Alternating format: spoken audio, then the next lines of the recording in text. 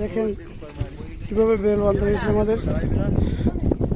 4 থেকে 5 মাস এটা ডুবা ছিল। বেল বাঁধ দিয়ে আমরা উঠাইলাম এখন।